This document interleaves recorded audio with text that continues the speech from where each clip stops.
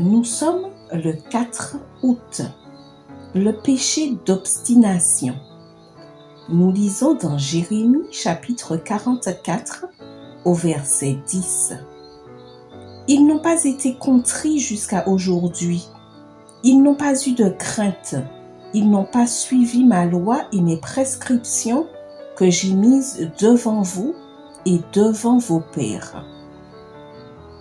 Malgré toutes les supplications et tous les avertissements, le groupe obstiné dirigé par l'ancien chef de la garde, Yohanan, s'est mis en route pour l'Égypte, entraînant avec lui, entre autres, Jérémie et Baruch, son secrétaire. Ils supposaient que la présence du prophète parmi eux leur épargnerait les conséquences de leur désobéissance. Mais lorsque nous ne parvenons pas à tirer les leçons de nos erreurs passées, nous sommes condamnés à les répéter. Nous nous éviterions bien des souffrances si nous appliquions les leçons du passé au lieu de nous plaindre de notre malheur actuel. En Égypte, loin d'être un témoignage pour les païens, les représentants du peuple élu de Dieu ont persisté dans l'idolâtrie et le culte égyptien malgré cet avertissement. Jérémie chapitre 44 verset 8. Et cela pour m'irriter par les œuvres de vos mains en offrant de l'encens aux autres dieux dans le pays d'Égypte où vous êtes venus séjourner afin de vous faire retrancher et d'être un objet de mépris et de déshonneur parmi toutes les nations de la terre. Plus nous nous détournons de Dieu, plus nous devenons confus, plus profondément nous tombons et plus nous accusons le Seigneur.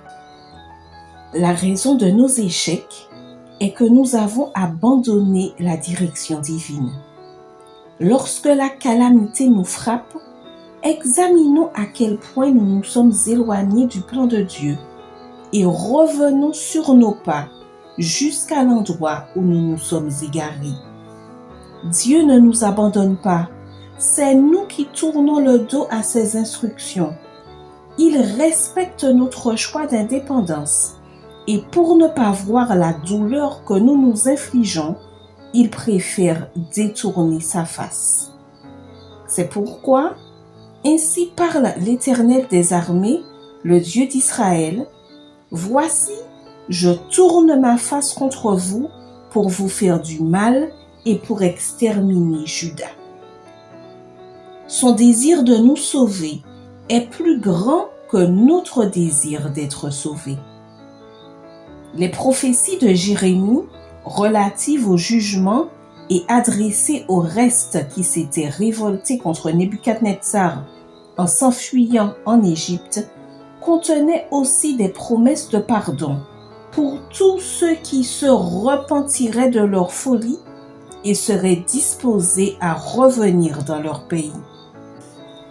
Dieu n'épargnerait pas ceux qui se détournaient de son conseil et subiraient l'influence corruptrice de l'idolâtrie égyptienne, mais il se montrerait miséricordieux envers ceux qui feraient preuve de fidélité à son égard.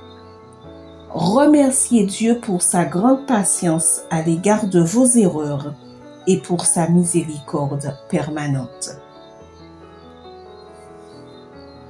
Si tu as des commentaires ou des suggestions, n'hésite pas à communiquer avec nous par le mail qui apparaît dans la description de la vidéo. Bonne journée et que Dieu te bénisse.